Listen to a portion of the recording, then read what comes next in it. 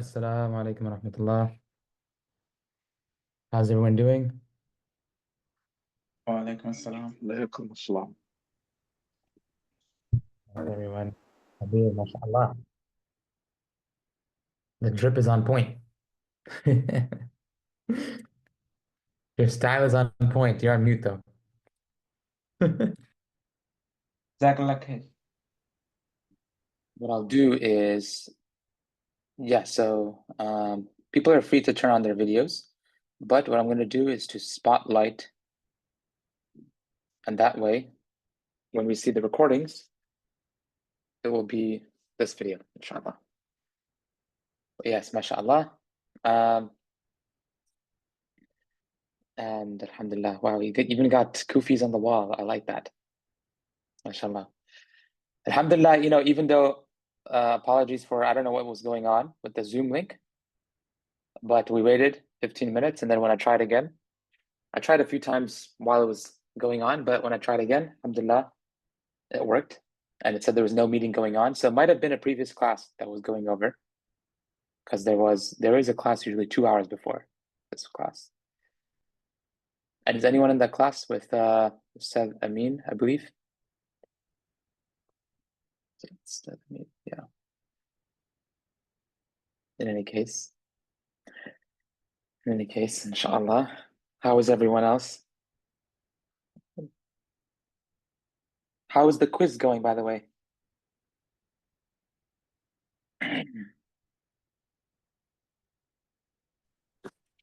Assalamu alaikum, Ustadh. Alaikum salam wa rahmatullah.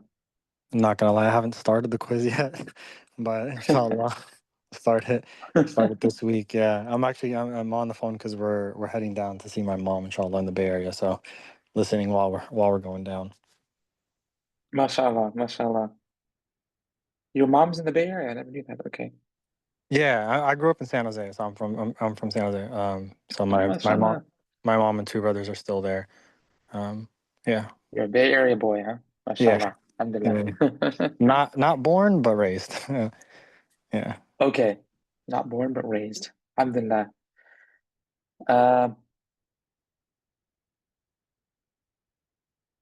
Mashallah. How's it going for everyone else? So Sister Jessica says first part was easy, alhamdulillah.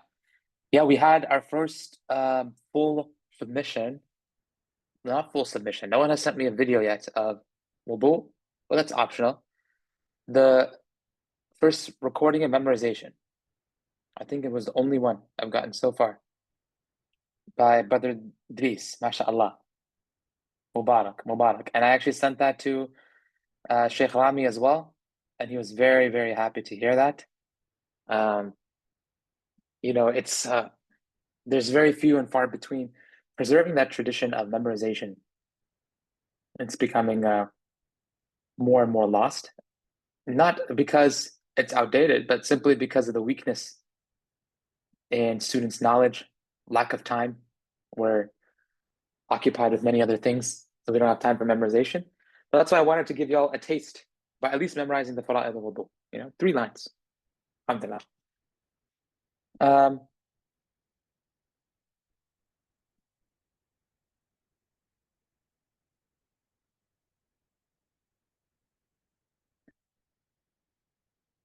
All right, inshallah.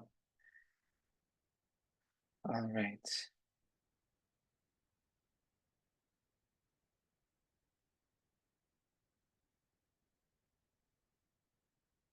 All right.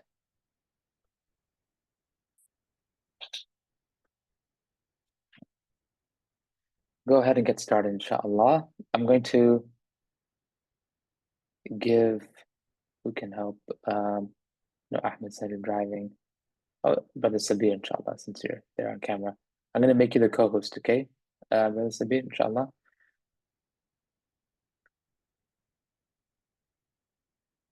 All right, here we go. أعوذ بالله من الشيطان الرجيم بسم الله الرحمن الرحيم الحمد لله رب العالمين وصلى الله وسلم على سيدنا محمد وعلى آله وصحبه وسلم اللهم صل وسلم وزد وبارك عليه وعلى آله صلاة تخرجنا بها من ظلمات الوهم وتكرمنا بها بنور الفهم وتوضح بها عما أشكل حتى يفهم أنك تعلم ولا نعلم وأنت علام الغيوب ولا حول ولا قوة إلا بالله العلي العظيم ولا حول ولا قوة إلا بالله العلي العظيم ولا حول ولا قوة إلا بالله العلي العظيم. قال المصنف رحمه الله, or rather before that, last time we were speaking about the safar, right? For the barakah, we'll read the lines again. قال المصنف رحمه الله نفعنا الله وإياكم ببركاته وقصر من سافر 4 برد ولن عيشا عصنا إلى حين يعد إما ورى السكنى إليه إن قدم وقيم 4 أيام يتم. And we gave the principle for that we can extract from these lines of Ibn Ashir on traveling, okay? And we said that if you intend to travel 48 miles or more, then shorten as soon as you leave the city boundaries in any place where you're intending to stay less than 4 full days. Okay, and anyone remember, can anyone remind me what's a full day? What counts as a full day? From Fajr until Maghrib or Isha. Excellent. Excellent, mashallah. Excellent. I think that was Muhammad Yassin and Kabir as well.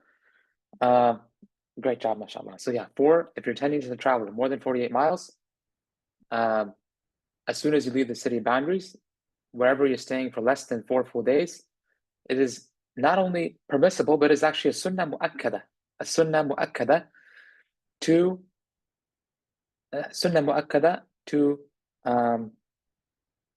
pray 2 rak'ahs, okay? Whenever it's a 4 rak'ah prayer. Not for Maghrib though. So don't pray 2 rak'ahs for Maghrib. So whenever it's a 4 rak'ah prayer, okay? Any questions on traveling? Not traveling, but on shortening? I do have a question. Is that Fahim? Go ahead. Yeah. So I have a strange situation. I work in Austin throughout the week, and Mashallah. Got a Monday through text in the Friday. house. Okay. And but I go home to Houston every weekend. Do I need, if that's over 4 days, because that's a regular, like I almost feel like it's a second residence, even though I go to a hotel. Do I still need to shorten them? Because I haven't been. Mashallah, first of all, it's great to hear that we got a fellow Houstonian down here. But in terms of, Brother Fahim, in terms of shortening, you said you go for work and you stay in a hotel. In that case, yeah, you're a traveler, so you would shorten. And now it's not haram to pray the full prayer, and your prayer would count, but and it's not wajib to shorten. Okay, it's sunnah mu'akkada. So you're rewarded more for shortening. So why would you not shorten, right? And some of the ulama tasawwuf, they actually said that not taking the rukhsa that Allah gives you, not taking the ease that Allah gives you, is one of the diseases of the heart. Why? Because as we said,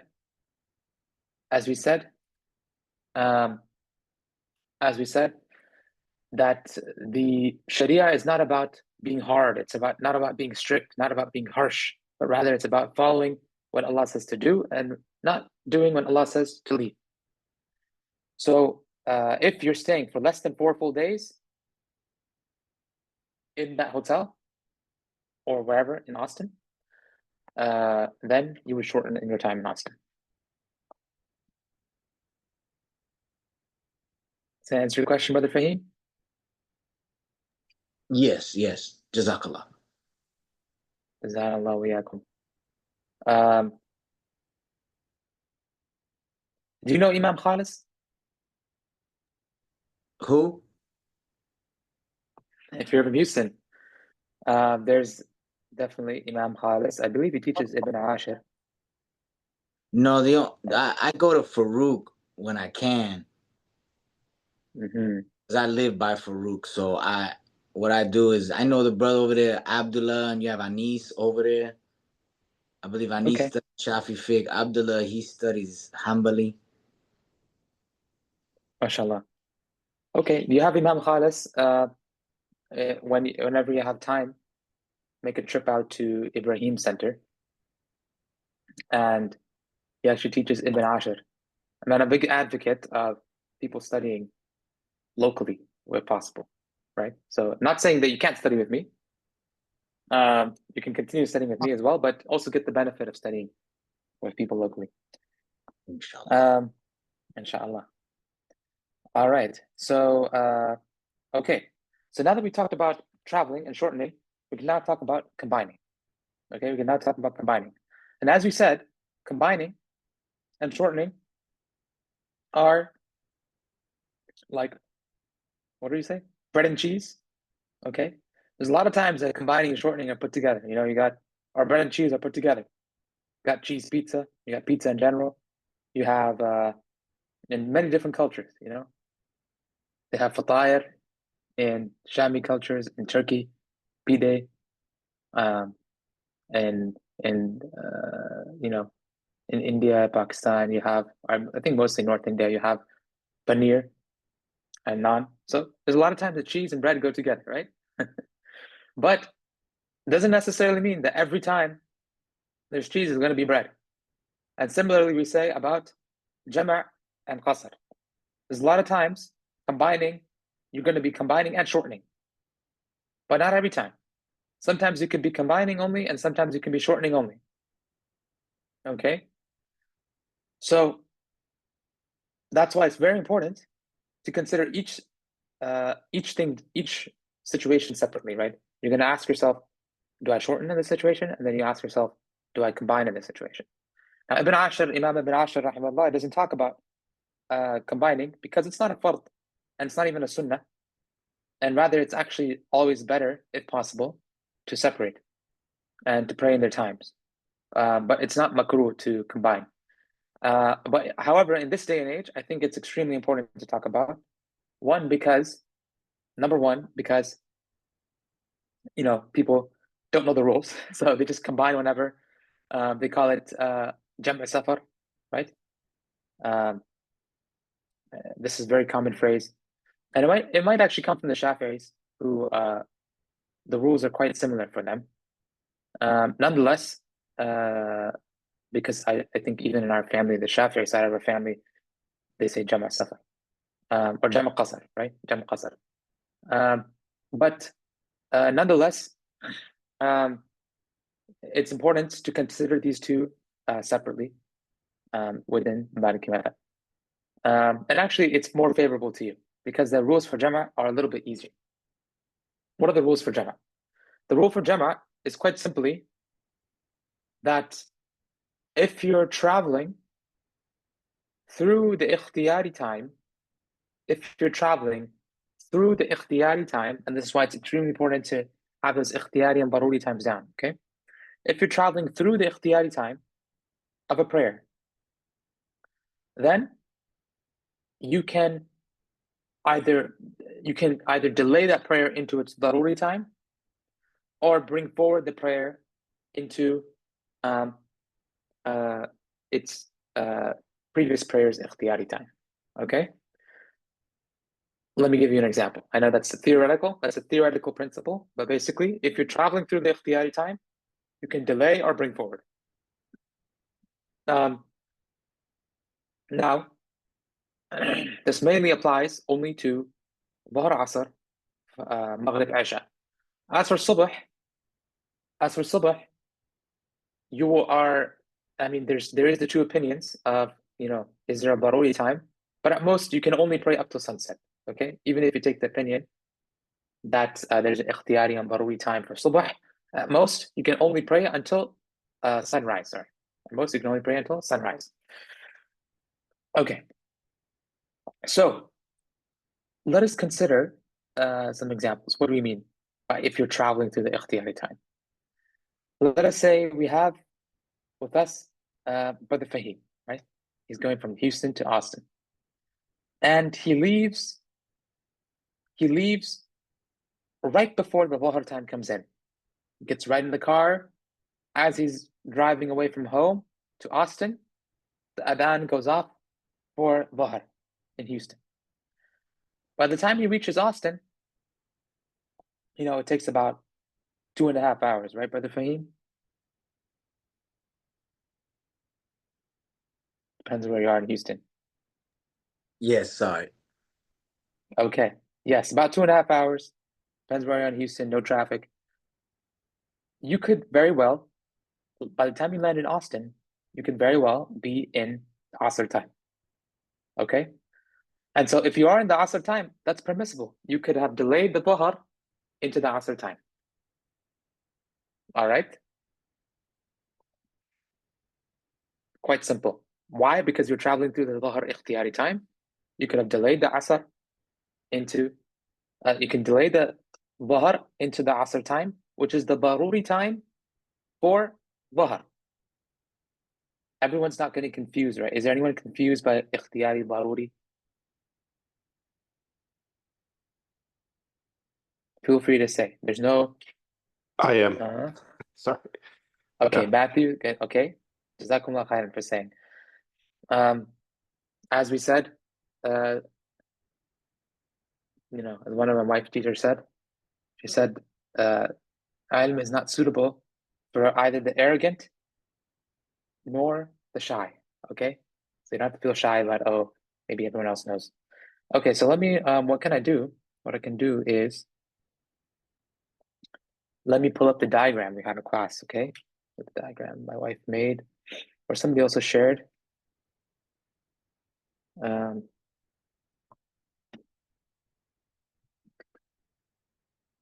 Okay, yeah, I'll share it from here. If anyone has a better diagram, but I'm going to share the diagram that my wife made, okay? So give me a second here.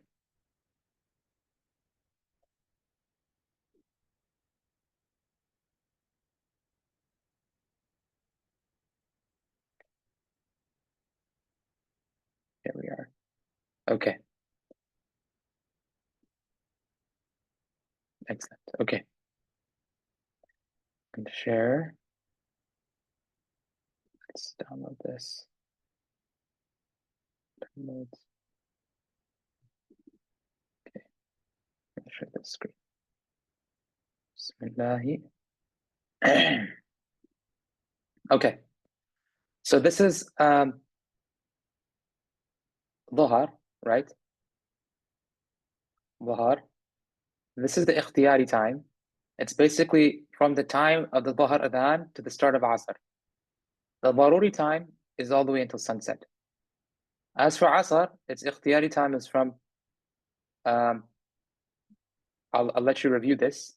Matthew, were you here for the class on timings? I'm only asking because maybe it was. Oh yeah, I was there last week. I don't know. Well, I guess that was traveling. I may have missed the timing one. Okay, no worries. Just go back and watch that because I don't want to delve into the details here. As long as it's clear for the people who are here, who are there. And what I would say, Matthew, is go back and watch that one, okay? But nonetheless, we're going to talk about a high level here. There, you'll see the details. But at a high level here, when the Asr time starts, until about, you could say 30 minutes before Maghrib, okay? 30, 40 minutes before Maghrib. That is the ikhtiyari time. This is the time when you can choose when to pray, right? In the Daruri time, if for some reason you delay it into the Daruri, you cannot choose when to pray. Rather, you must pray right away. That's why it's known as Daruri, meaning necessity. It's necessary to pray. And if I don't know if you have any Moroccans or Algerians, I think we do in this class, do we? Yeah, so they say, to this day, they say Daruri, in the sense of that it's necessary, right? Any Moroccans or Algerians can here to confirm. All right, Sister Ikram. Okay, excellent. Daruri, right? It's necessary. Other dialects don't tend to use that. But it means that you don't have a choice. Rather, it's necessary to pray right away. Okay? Same thing for Maghrib. Okay, let's get to Maghrib when we talk about some examples, right? So we said in this situation that Brother Fahim left right before Dhuhr, somewhere around here, right? And then he was driving all the way through Asr, and then he reached Austin. In this case, it is permissible for him to pray Dhuhr when he reaches Austin with Asr. Okay? Another example, let's say now that he instead is going to leave. Oh, Brother Fahim was not in the room. Okay, invite him back in. Okay, now let's say that he leaves shortly before Asr. And he knows, man, that Houston traffic, it gets real bad, right? So he knows that he's going to leave around 5 p.m. Or let's say, it's Asr, like at 3 p.m. He's going to leave at like, 2:55. He's not going to reach until maybe 6 p.m., right? Because I'm telling you, Houston traffic, horrendous. Probably one of the worst in America, maybe right behind LA. But yeah, he's not going to leave, right? He's not going to make it. So what does he do? Sorry, I mean, he's 6 p.m. Let's say Maghrib's, before 6 p.m. So what does he do? Because he's going to be driving through Asr time all the way until Maghrib. What does he do? He brings Asr forward into Dhuhr. Okay, so he prays Dhuhr and Asr together before leaving. And remember, in this example, we didn't say you have to go outside of the city boundary. We didn't say you had to travel more than 48 miles, right? That was with what? Shortening. That's why I said consider these separate, like just in your mind, bread and cheese, okay? This one is bread, right? Okay? So the simple rule is if you're traveling through the ikhtiyari time, then you can pray the Dhuhr prayer, or you can bring it forward into its previous prayer's time, only between Dhuhr and Asr and between Maghrib and Isha, right? So you can bring Asr forward into Dhuhr, or you can delay Dhuhr into Asr. All right? I'm going to give a lot of examples, okay? But does the overall principle make sense? Before I give more examples. Yes, a bit confused. We have in Hindi too. Ahmed Yasin, I didn't know you speak Hindi. Zaruri. Yeah, that's Urdu, yeah, Hindi. Jessica Rugg, times of error covered, that's 12, shortening. Has stricter rules. Can you give an example with Maghrib and Isha, please? Yes, I will give an example. In the case of bringing a prayer forward, for example, Asr to Dhuhr is the early time. Asr until Dhuhr is time, not Daruri time, right? Because we bring Asr forward, this is still Dhuhr ikhtiyari, right? And end up stopping for something unexpected. Is it better to repray the prayer in its ikhtiyari time? Excellent question.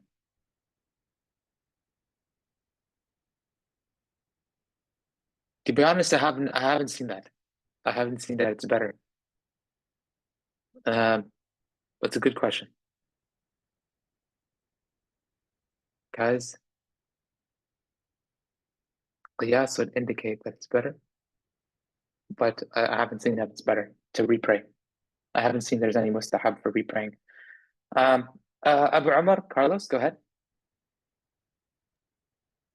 You may have answered the question, but I'll restate it again. So if you're going on this journey, you're going to leave your residence within the ikhtiyari time, say Dhuhr, we'll keep to the example of Dhuhr, and you know that for sure you may go outside the ikhtiyari time of Asr, you're going to bring the Asr prayer forward.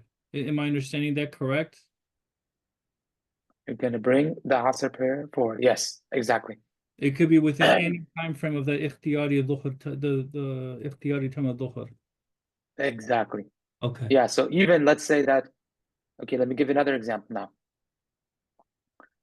now. Brother Sabir, he is going down to LA for an ilm conference.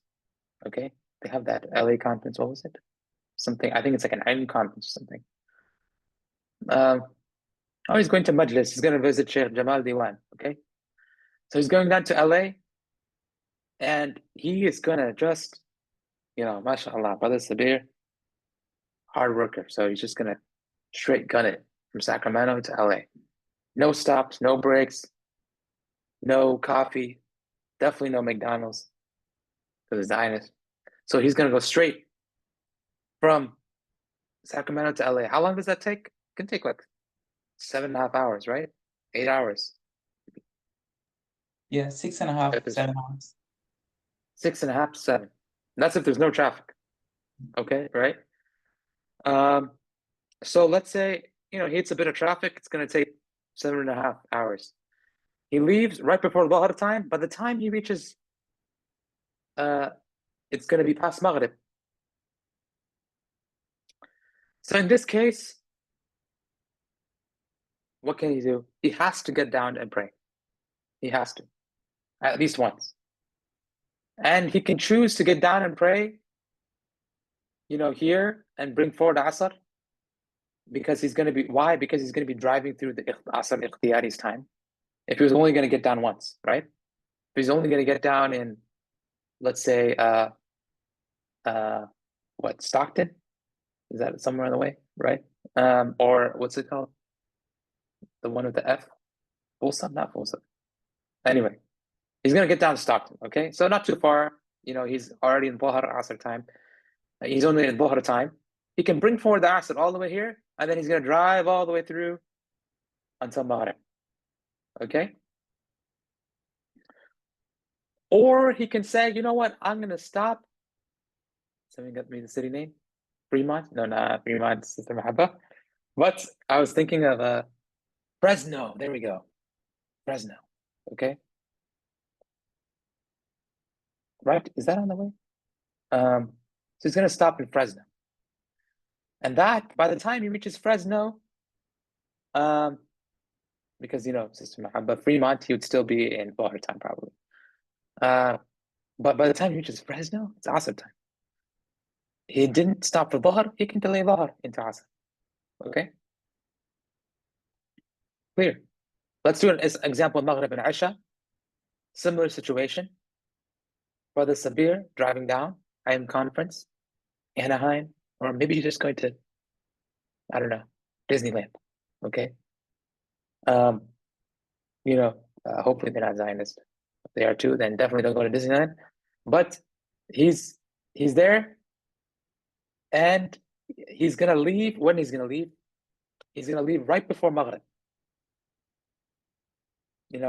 He's going with a group of friends. Yusuf maybe joins him, right? And by the time they all get together, they were supposed to leave early, but by the time they all get together, it's almost right before Maghrib. So they're debating, should they just hit the road or wait till Maghrib? They're like, okay, it's already going to get late. By the time we reach, it's going to be very late. Let's just hit the road. So they hit the road. Same principle. Same principle. If you're traveling through the ikhtiyari time, okay, then you can delay or bring forward. Okay, so let's say they're going to get down in Fremont, okay? We'll use that example for Sister Mahabba. He's going to get down Fremont. Maybe it's towards the end of Maghrib time that they get down. They can actually bring forward Isha as well. Now, if they're going to get down in Fresno, that's of course going to be in Isha time. So you can delay Maghrib to Isha time. Does that make sense? Principles make sense? Now I'm going to start asking questions of y'all, okay? See if you get this. Okay. So let us say you can delay both Maghrib and Isha into the daruri of Isha. Yes, you can. Because actually, this is also the daruri of Maghrib. That's why I'm showing this diagram. You see, Sister Jessica? This blue, which marks the daruri, it actually extends to Subh or Fajr, right? And the Isha also extends. So they both share a daruri. Yeah. Yeah, for example, actually, in the case of Brother Sabir, what can he do? He can say, man, I am not going to get down, because if I get down, these Sacramento brothers, these Salam brothers, they're just going to take their time. They're going to go buy a sandwich. They're going to, by the time they're going to shop in the outlet stores in Gilroy, by the time we get on the road again, it's just going to take too long. So I'm just going to I'm not even going to get down. So when he leaves, it's right before Maghrib. By the time he reaches, it's, let's say, past midnight. It's like 1 a.m. It's well into here. Yeah, he could pray Maghrib and Isha in LA past midnight. Okay? Alhamdulillah, for the rules of Jama'ah. And remember, there's no relationship that you have to go more than 48 miles. So you could be praying within your city. It doesn't have to be outside of city boundaries. It could be even before you leave home. All right, like we gave the example of Patanam. Okay, now is the fun part where I get to ask y'all questions. All right. Not so loud, please. I don't know. Oh, Brother Matthew? Okay. Maybe he was mistaken or being sarcastic. Okay, we'll take it as sarcasm. But we're gonna be giving you these questions. All right, Brother Matthew? So let us think of a question here. All right. So we have, who do we have? All right, Ty. Ty has been quiet. Are you hope you're well, Ty. So Ty, let's say that you are leaving from, I think you live in San Francisco now, or over the bridge. You live over the bridge, right? In was it Sausalito? No, I'm in San Jose. I was in Sausalito temporarily, but I'm in San. Okay. He's back in San Jose, alhamdulillah. So your trip to LA is not going to be as far. But let's say you leave San Jose. What time? Okay, you leave San Jose right after Dhuhr prayer starts. And then you reach LA after Maghrib. And you're not talking, you're not taking any breaks. All right? You're not taking any breaks. You're just driving. Your sister, I mean, not your sister, sorry, your wife says, your wife says, you know, I can drive. And I said, no, I've got this. Drive straight to LA, mashallah. Do you, in this case, what do you do? What's your answer? If it's Dhuhr time and I'm going to LA and I'm gonna drive straight and it's gonna be going through the entirety of the Asr time, ikhtiyari time, mukhtar time, then I will bring Asr forward and combine Dhuhr and Asr. And Excellent. yeah. Now, one more example. You actually leave now in this example at 11 a.m. Okay? So when do you reach? You actually reach before Maghrib. Actually reach before Maghrib. 30 minutes before Maghrib. So now you're in the daruri of Dhuhr and Asr. Do you know what you would do? Or you would be, if you reached LA, you would reach in the daruri of Dhuhr and Asr. I think personally I would pray Dhuhr before leaving and then I would pray Asr and it's Dhuhruri. MashaAllah. Well, no, you can't leave. You can't pray Dhuhr before leaving. Why? Because I said you left at 11 a.m. Oh, I left at 11 Hopefully you're a.m. not praying Dhuhr at 11 a.m. Oh, I see. So in that case, I would pray both Dhuhr and Asr in the Dururi of both of them. Yes. Okay, yeah. And in this situation where you actually left after Dhuhr, let's say you left at 1 p.m. and you somehow managed to reach before Maghrib in the daruri of Asr, then you can either bring it both forward or you can bring both later. Why? We said if you're traveling through the ikhtiyari time, right? Then you can either bring it forward or delay it, okay? So in this case, we're going to reach after the ikhtiyari time of Asr. You can either bring it forward or you can delay it, both. Does that make sense? How long will I be staying in LA? How long will you be staying in LA? I guess it doesn't matter, I guess, but I'll be in the path of travel, and so I would be able to shorten and combine as well, correct? Yes, if you're staying longer. So that's why I didn't mention anything about staying, right? Because let's say you're staying 2 weeks. I don't know, visiting family out there, just chilling in LA. Even if you're staying 3 months, let's say you went for an internship, right? You would you can still delay the prayer. You can still do combining and pray Dhuhr and Asr when you reach LA. But you can't shorten. Why? Because you're going to stay in LA for 3 months. Yeah? Makes sense? So you prayed 4 rakahs Dhuhr, 4 rakahs Asr. Makes sense.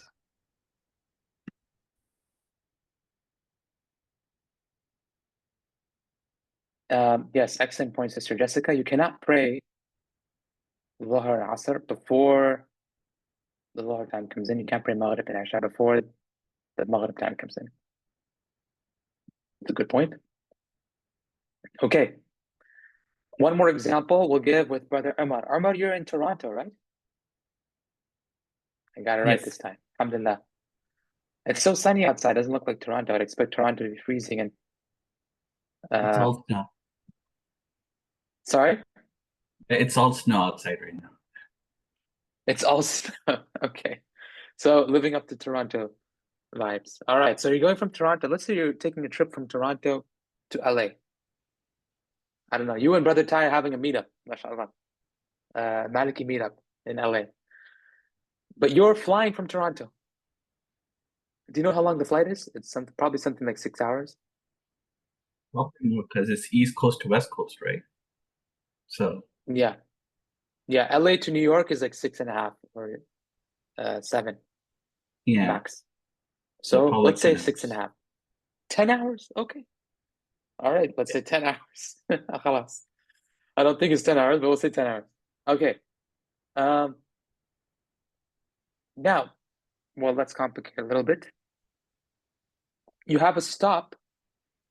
You have a stop in Las Vegas.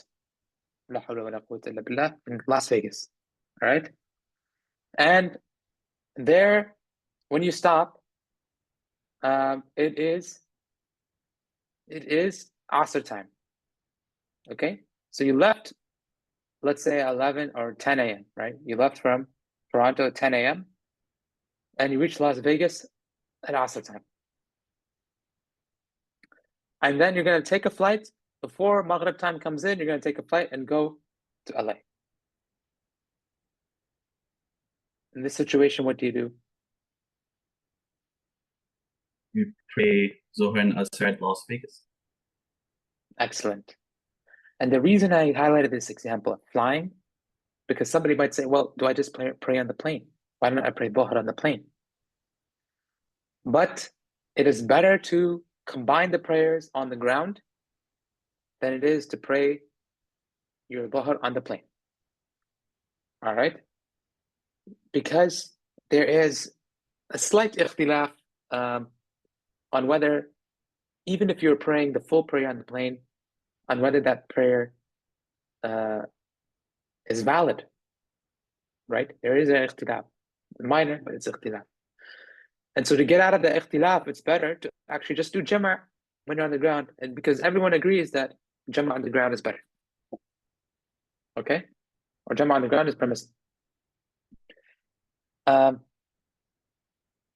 So this is where, that's why I said jama', especially in our day and age, is extremely important, because in some cases it's actually better than praying both the prayers in their time. And that case is specifically when you're flying. So if you're able to do jama', then do jama' on the ground, whether before leaving or on a stopover, layover, or when you reach. Okay? Any questions on jama'? Most of the class today was jama', but let me know if there's any questions.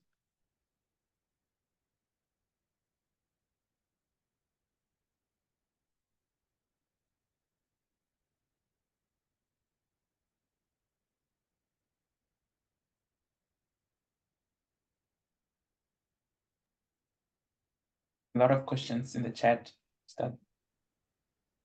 Oh, a lot of questions in the chat.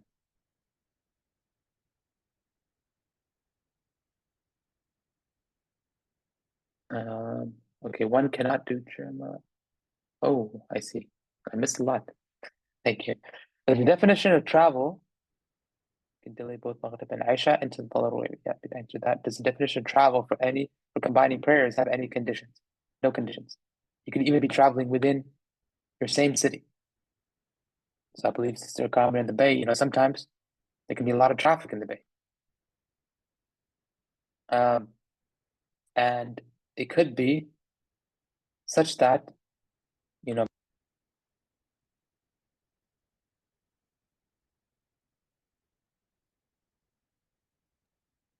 Ustadh Tariq, I think you've been muted.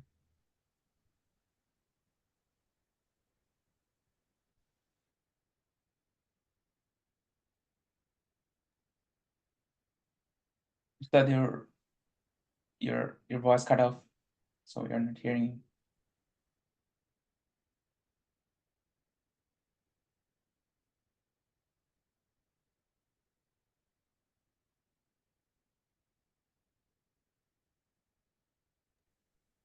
Can't hear you, Sheikh.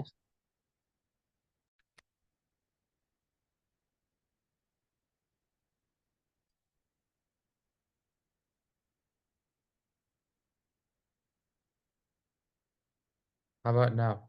How about now? Testing. Yes. Okay, but now it's not connected to AirPods. Let's try again. Okay, how about now? Yes, I can hear now.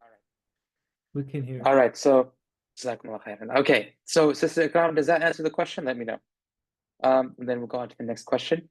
Does traveling include running errands or doing things inside your city? Yes, it includes that. Yes, as we said, for combining, it's not a shart to leave your city. Let me know if the answer is that, inshallah. Brother Umar, one cannot do Jama' prior to Dhuhr and Maghrib time, right? You can't do Jama' prior to Dhuhr and Maghrib time. You can't do Jama'. Yeah, I think you answered that, right? Like if it's 10 a.m., you can do Zohar and Asr together. Yes, yeah, that's correct. Brother Matthew, no problem. Sorry, can't go. No problem. Sister Jessica, you can't pray Dhuhr and Asr before the time. Yeah, we answered that one. Okay. Jama' is a rukhsa, right? So it's better not to do it if possible, but it's fine to do it if you need in order to make it easier for travel. That's correct. But remember, we said about flying today. There's that ishkal of flying, where some ulama said, it's not a valid prayer when you're flying. But all ulama agree that Jama' is valid. So that's why it's better to do Jama' in this case. Brother Kabir, someone asked a question about travel restrictions for combining. Okay, these were not answered. Alhamdulillah, I feel they're answered now, right? Thank you, Jessica, but it might be good to re-answer it again. Regarding praying before the time comes in, can one only do this occasionally, or could it be used if one has a daily commute? It can be used daily. It can be used daily. There's no restriction. Again, these are, as you mentioned, sometimes Allah makes things easy, so there's no need for us to make things harder. And subhanAllah, this is an issue in the community. I would say it's a problem. It's also a problem that comes from lack of lack of ilm. A problem that comes from ignorance is people make things harder than they should be. Many things. We talk a lot about how people make things easier than they should be. Maybe they're listening to music. Maybe they're not wearing appropriate clothing, whether man or woman. Maybe they're not having appropriate relationships with other men or women, non-mahrams. But there's also the situation where people turn things a lot harder than they should be. Make your feet toe to toe, and you're trying to pray, and the person next to you is stamping your toe all the time. You can't even focus on the prayer. Your hands should be up, your hands should be down, your hands should be above the belly button, your hands should be below the belly button. No, khalas, these are things in any of the madhabs, right? In any of the madhabs, it's not even makruh, right? Not even makruh, or not even haram, and definitely doesn't invalidate the prayer. So, there's a lot of things where, the religion brings ease, and people are uncomfortable with that because They think that religion is about hardship. And religion is about being strict. I believe it was Sufyan al-Thawri, radiallahu anh, who said, fiqh, true fiqh, or al-faqih, is the one who من سهل على الناس فكل يتقن في التشديد على الناس, meaning that he said that the faqih is the one who makes things easy for people. Because it's easy for everyone to say, oh, that's haram, don't do that, don't do anything. Just sit at home and do nothing, right? It's easy for everyone to say that. If you haven't researched the masala properly, that's haram. Your brother, is Frito-Lay's permissible to eat? No, it's haram. Why? Because, my auntie said it. An auntie in the community said that it might have some chemical in it. I'm not talking about the actual hukum, okay? I haven't researched Frito-Lay's. But this is a problem with ignorance, where you can make the religion harder than it should be. Okay? So don't make the religion harder than it should be. If you need to use it for a daily commute, use it. Yes, I have that down. Is Jama'ah not a sunnah mu'akkada, like shortening the prayer? No, it's not a sunnah mu'akkada. It's not a sunnah mu'akkada. Hamad Yasin, is this specific to the madhab? Yes, a lot of ahkam are specific to the madhab, especially when it comes to traveling. The Hanafis, I don't believe they allow combining at all.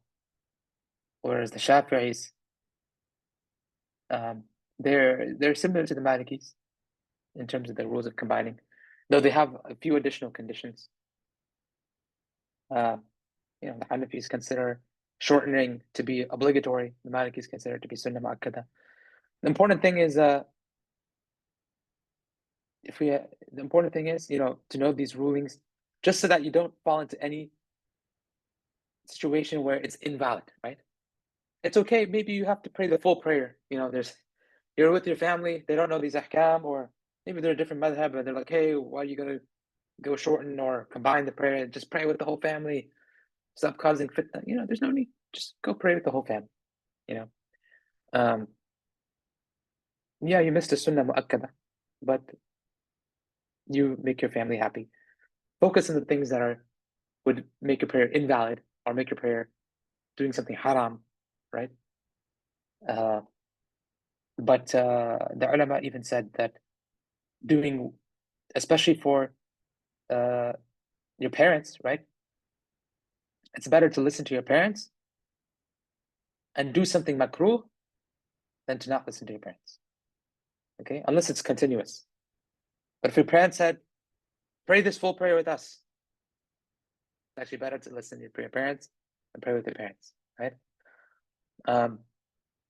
Maybe they're Shafi'i, right? And they say, for us, shortening is not a sunnah mu'akkad, it's not wajib. I believe they consider it khilaf al-awla or makruh, but it's always better to pray the full prayer. And so they say, pray the full prayer with us. Better to pray with your parents, okay? And do the makruh in the madhab. All right, if we have family, can we combine the jama'ah? Can we combine in jama'ah? Yeah, you can combine in jama'ah. There's no situation. Does continuous acts of makruh become haram, like it is for Hanafis? No, it does not become haram. It does not become haram, but nonetheless, it's not good in that situation, right? Like continuous makruh, it's better to leave it. And that's why it's better to stop continuous makruh than it is to listen to the parents.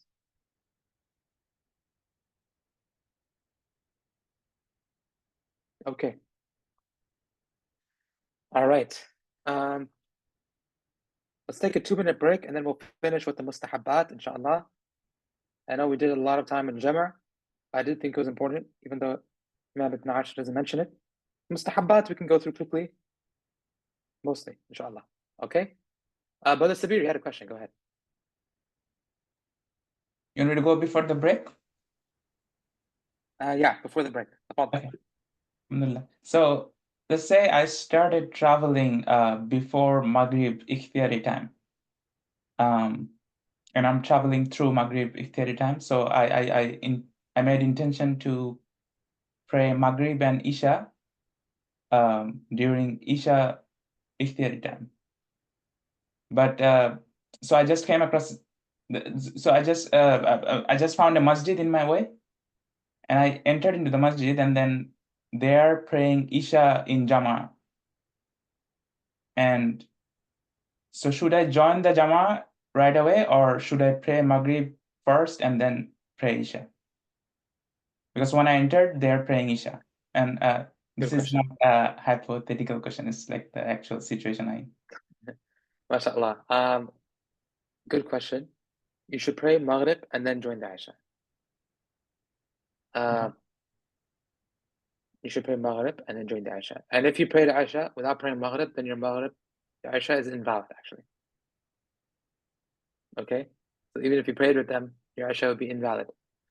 Why? Because you have to pray Maghrib first and then Isha. These are called ترتيب الحاضرتين شرط وجوب. That it's the shart to pray Isha and then Maghrib and then Isha, and Dhuhr before Asr. So same situation if you went to the masjid, they're praying Asr, you haven't prayed Dhuhr, you have to pray Dhuhr first. But it's better, if possible, to not pray in the same masjid. Why? Because people will think, oh, who's this guy just coming in and praying by himself? And, we had a jama'ah going on, right? So it's better to, maybe go outside in the parking lot, pray, and then come in. Or, something like that. But, if you can't, I understand it's a little bit difficult, you can just pray in the masjid and then pray with them and explain. If anyone asks, you can explain. Ustadh Tariq, follow up on that real quick. تفضل سيدي Ty, right? تفضل. If you said you have to pray the Maghrib before Isha, what if is that because it's less than 5 salah that you would need to pray qada? What if at that point you already have more than that than 5 salah that you need to make up? I know this is getting even more hypothetical, but if you have more than 5 salah you need to make up, it's still obligatory to pray Maghrib first. Because ترتيب الحاضرتين شرط وجوب.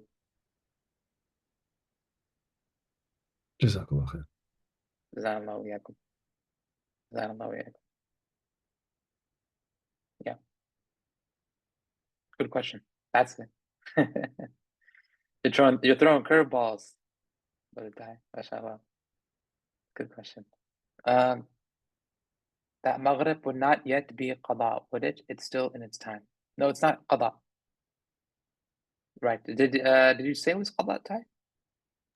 No, I was thinking if you were to pray Isha, then the Maghrib that you skipped over. Yeah, it's not qada, but your Isha wouldn't be valid in the first place because you haven't prayed Maghrib yet. Yeah, unless you perhaps forgot, and then there's a khilaf. Yeah, if you forgot and then prayed Isha, then there's a khilaf.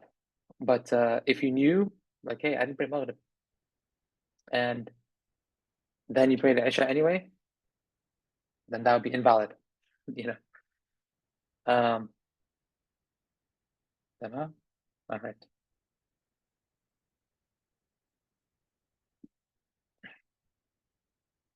Okay, 2-minute break, inshallah. Come back, finish with some quick mandubat, inshallah.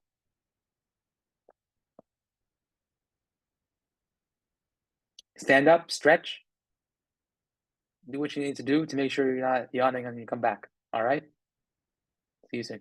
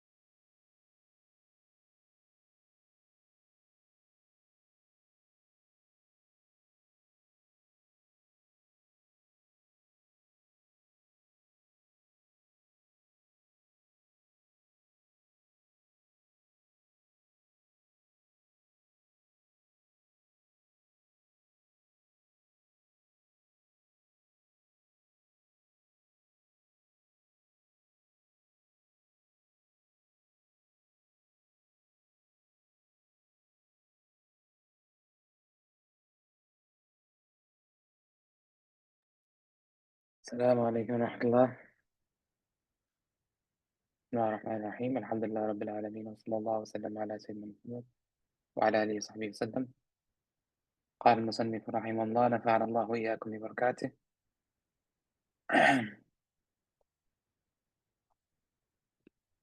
believe it's Mandubat, صحيح, right? Yeah, Mandubat as-salah. He says Mandubuha tayammul ma'a as-salam ta'minu man salla ada jahr al-imam. He says it is recommended to turn the head to the right when saying the final salah. Assalamu alaikum, right? Assalamu alaikum. For the imam and the person praying alone, Assalamu alaikum, when they say kum. And for the one who's praying as a follower, he can say Assalamu alaikum. Okay? These are, regardless, when you say the salam, the recommendation is to turn your head to the right. Okay? And when you exactly time it, these are, you can say extra recommendations. But as long as you turn your head to the right, you have gotten the recommendation whenever you say the salam. Okay? This is the fard salam.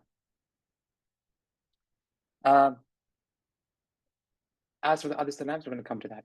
تأمين من صلى عدا جهر الإمام. تأمين من صلى عدا جهر الإمام.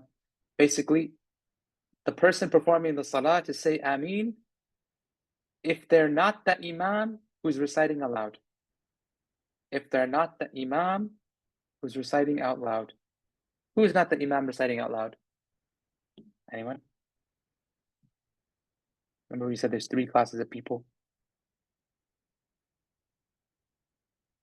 The follower and the one alone. Excellent, Sister Jessica. However, there's one more. Anyone? The repeater. No, that would fall under the follower, but I like that. It's a smart answer. But they would fall under the followers because the repeater, the musammi', anyone not praying, also a smart answer. But you guys are thinking too hard. He said already, the imam who's not reciting out loud. So the imam who's reciting silently. Because when does the imam recite silently? Dhuhr, Asr, last rak'ah of Maghrib, last 2 rak'ahs of Isha. They're reciting silently. So when they're reciting silently, it's also mustahab for them to say Ameen. Alhamdulillah Rabbil Alameen, or Sirata alladhina an'amta alayhim ghayril maghdubi alayhim waladdallin. Ameen. Then Allahu Akbar. Okay? If they're reciting in the last rak'ah of Maghrib. Okay? And this is the imam who's reciting silently. So the only person who does not say Ameen is the imam who's reciting out loud. And the meanings of Ameen are many. And, there's many different riwayat on what is the meaning of Ameen. The common one that we all know is kind of like uqirru ala hada. Right? Let's see what Ibn Hamdun says.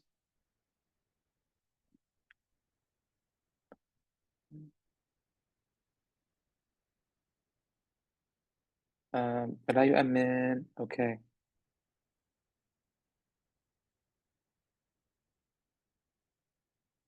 حراء. Yeah, so Ibn Hamdun says في أمين لغات الفصيح منها كما قال هو ثعلب المد والقصر. قاله ثعلب المد والقصر مع التخفيف فيهما آمين. والأقوال في معناه كثير أشهرها أنه اسم فعل استجب. So it's basically saying to Allah, because you say in Surah Al-Fatiha, we seek help, we worship you alone, and we seek help from you alone, Ya Rabb, and guide us to the straight path, the path of those who you have blessed, and not the path of those who have gone astray. The ones that are cause anger. But so you're saying Ameen is like one riwayah, it says that it means like you're saying, oh Allah, please answer this dua. Oh Allah, please answer this dua. Another riwayah, and Ibn Hamdun favors this.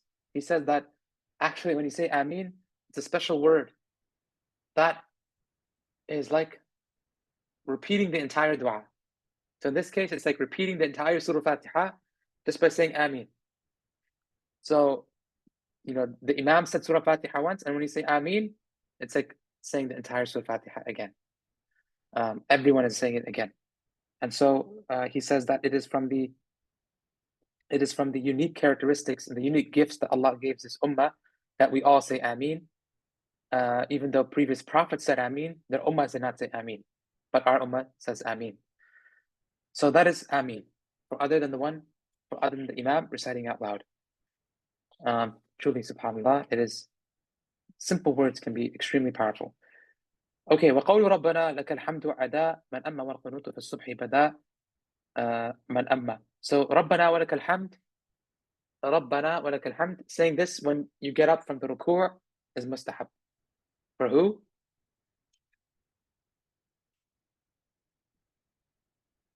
For who is it mustahab for? Everyone besides the Imam. Okay? Everyone besides the Imam. So that is the follower and the one praying alone. So the one praying alone, but I would be careful there, Sister Jessica, it's not exactly the same, right? Because Ameen, the Imam was reading silently, still says it. All right? You notice the difference? Here, the Imam never says it, even if he's reading silently. Makes sense, Sister Jessica?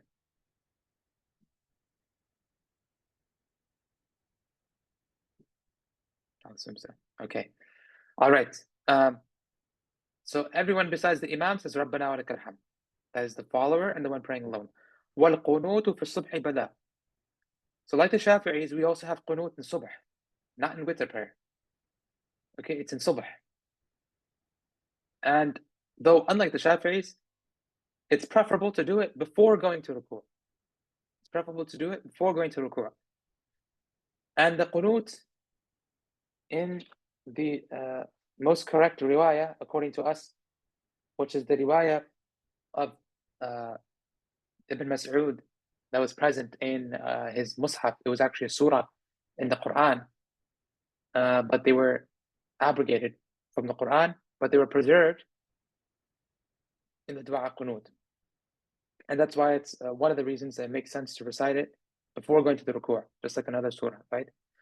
And those surahs, that dua qunut is Allahumma inna nasta'inuka wa nastaghfiruka wa nu'minu bika wa natawakkalu alayka wa nakhna'u laka wa nakhla'u wa natruku ma yakfuruka Allahumma iyyaka na'bud wa laka nusalli wa nasjud wa ilayka nas'a wa nahfid narju rahmatak wa nakhafu 'adhabak ونخاف عذابك الجد أو نخاف عذابك إن عذابك الجد بالكافرين ملحق.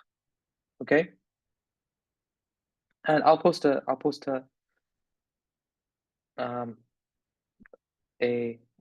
inshallah in the chat, or if somebody finds it online, they can post it inshallah. But be careful that it is the right riwayah, because there's different riwayahs, different madhabs use different riwayahs. Okay. All right. So that's the qunut. And you only do it in the subh prayer. You do it silently and you do it before the ruku'. Okay. It's mustahab. If you miss it, it's fine. If you can't do it because you're leading people and they'd be confused and they wouldn't listen to you, even if after you explain their confusion, also fine. But the fact is, reality is that would rarely ever happen, right? Because you can do it so fast, people might just think that you were waiting before saying takbir for ruku', right? They might not even know. And it's silent, whether you're the imam or the follower. Ridan wa tasbih as-sujudi wa ruku'. To wear a rida, I actually don't have one with me, but I have it in the other room. It's basically, have you seen those Yemeni shawls? Yeah, that's a rida. In the West African cultures, they have the burnus, right? That's a rida. And by the way, the Yemeni shawl, it's also in the subcontinent in Afghanistan. A lot of people, it's not just Yemeni, it's just Yemeni. That's where it's been popularized in America. right? But it's existed across the Muslim world because that is actually the size of the prayer mat of the Prophet ﷺ. Okay, so because out of the love for the size of the prayer mat of the Prophet ﷺ, people took that as a scarf, right? And sometimes you'll still see people put it down and pray on it. So it's like praying like on the Musalla of the Prophet ﷺ. So the rida, yeah, it's arba'at adhru', which would be about 4. I'll get back to you in the exact dimensions in feet, okay? But if you look at the Yemeni shawl, that's actually the exact minimum dimensions, okay? It's exact dimensions in terms of height, In terms of width, it can be anything that this drapes over the shoulder. And it doesn't have sleeves. So you see, like, it's not a thobe. If you're wearing a thobe, if you're wearing a jubba or jallabiya, whatever you call it in your culture, that's not a rida because it has sleeves. It's like this jacket. It's long, but it has sleeves. If you wear a darra'a, in Mauritanian culture, it has sleeves. So it's something that does not have sleeves, okay? And it's thrown over the shoulders. And this is a practice, again, it's being lost, but alhamdulillah, ulama around the world preserve it. And it's not specific to the Maliki madhab. It's just a sunnah. This is only for men. Yeah, this is only for men. That it's mustahab. Oh, that's a good question. I'll ask. But I've only seen, I've seen women wear it, right? But the mustahab I've seen is for men. But who knows? Maybe I'll ask my sheikh that. Sheikh Maghili or Sheikh Muhammad. Okay. What else do we have? Are you done with tasbih al-ruku' wal-sujood? So do tasbih and the ruku' or the sujood? And the sujood, sorry. And this is any tasbih. The most commonly known one that's narrated in hadith is Subhana Rabbil A'la and Subhana Rabbil Azim. Subhana Rabbil A'la and Subhana Rabbil Azim. Right? Subhana Rabbil A'la in the sujood and Subhana Rabbil Azim in the ruku'. Though the Maliki madhab does not constrain this, so you can say any tasbih, really. You can say Subhana Rabbil Azim, you can say Subhana Rabbil A'la, you can say Subbuhun Quddus Rabbul Malaikatu wa Ruh, Subbuhun Quddus Rabbul Malaikatu wa Ruh, Subbuhun Quddus Rabbul Malaikatu wa Ruh. You can say Subhanaka Rabbi, Zalamtu Nafsi, wa Amiltu Su'an, Faghfir li. That, oh Allah, how glorious you are, I have transgressed against myself, so forgive me. So you combine both the tasbih and the dua, and that's for sujood. As for in the ruku', you shouldn't make dua in the ruku'. It's not the place for dua. All right, we'll stop there for today. The next one he's going to talk about is sadlu yadin, letting one's arms hang by the side, and that's a little bit of a spicy one. And we'll cover that next time, inshallah. نسأل الله أن يعلمنا ما ينفعنا وينفعنا بما علمنا إنه على ما يشاء قدير بالإجابة الجدير ونعم المولى ونعم النصير وصلى الله وسلم على سيدنا محمد وعلى آله وصحبه وسلم. It's just like it says it's a good place to stop. You didn't want to get into the spicy discussion. Any questions for today? Any questions? Sheikh, Rida is wearing Rida in the prayer is mustahab, Sheikh? Yeah, mustahab. Again, it's with the mustahabbat, I would not make a big issue of them. Especially I know Muhammad Yasin, you're in a place where there's not a lot of Malikis, right? With the mustahabbat, there's no need to make a big issue of them. To be honest, very few people wear that. I'm not saying it's actually not a good thing that very few people wear that. And even I often don't wear rida when I'm praying, just because it's not accessible, right? Because you don't wear rida in your normal clothes. You might wear a thobe in your normal clothes, but no one goes around wearing a rida unless you're wearing a scarf. A Yemeni shawl as a scarf, and then you can use that as a rida. It's a good practice to bring back, but it's not, again, a thing that you need to sweat over before focusing on the fard and the sunnah. Okay. Sheikh, we don't have turban in any list, Sheikh. Sunnah or mustahab. You don't have turban? What do you mean? Sorry. You're saying in the madhab or in Tamil Nadu? Okay, I think I have read or heard somewhere that we have 70 times better reward, more reward when we pray with turban. Yeah. So again, in the madhab, it is good to cover the head, right? It is a mustahab to cover the head. But it's not very emphasized like the other madhab. It's not very emphasized. It's not extremely necessary. And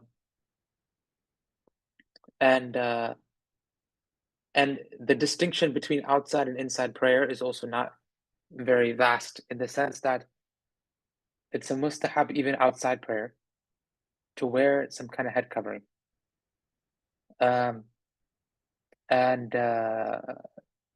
Though it should be aligned with the urf, in a sense.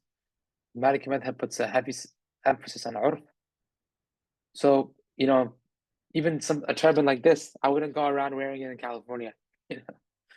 I definitely wouldn't go around wearing it in Texas.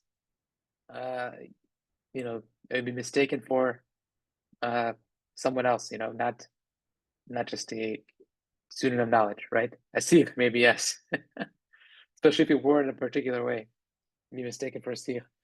I mean, so that's why I prefer wearing like hats. You wear caps, like the one Brother Sabir is wearing, mashallah. Or even, you can even wear a hat, honestly, right? You could just wear a baseball hat. You're covering your head. Now, the only thing you have to be careful of is when you're making sujood, right? And that's why the hat that I have found works great is the fisherman's hat that Sheikh Rami introduced me to, or sometimes called a docker hat.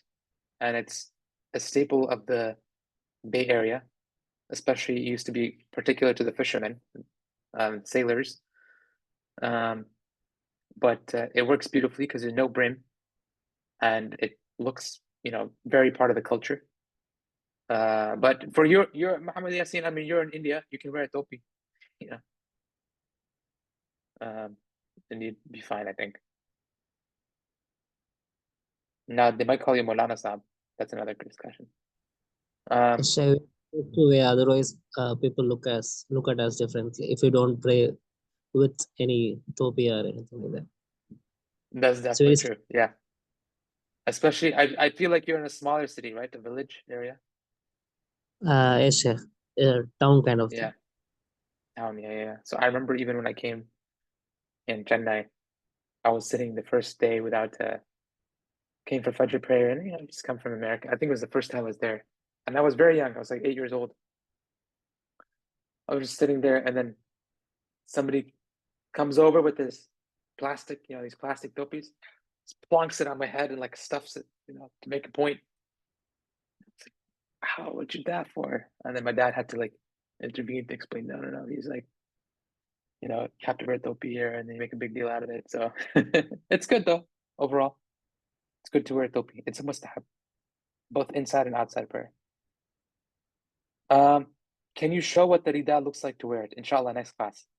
Is it worn on the shoulders and not over the head? If you see Sheikh Hamza Maqbool, he wears it often. Look in our folks in the Telegram channel that I post, or his Telegram channel, you'll see that Sheikh Hamza Maqbool wears the rida, and he wears it to teach, mashallah. So he's preserving that sunnah. Is it worn on the shoulders and not over the head? Yeah.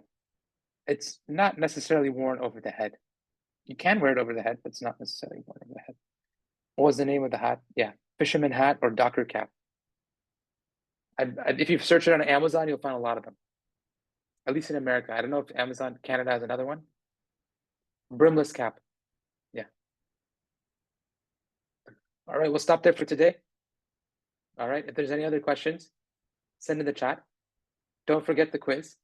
Officially, it's due next week. Okay.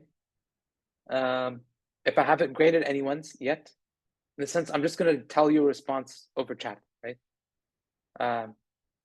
Then let me know. Just bump the message, inshallah. And we'll stop there. For everyone who did it so far, excellent job. I believe Sister Jessica, you did it.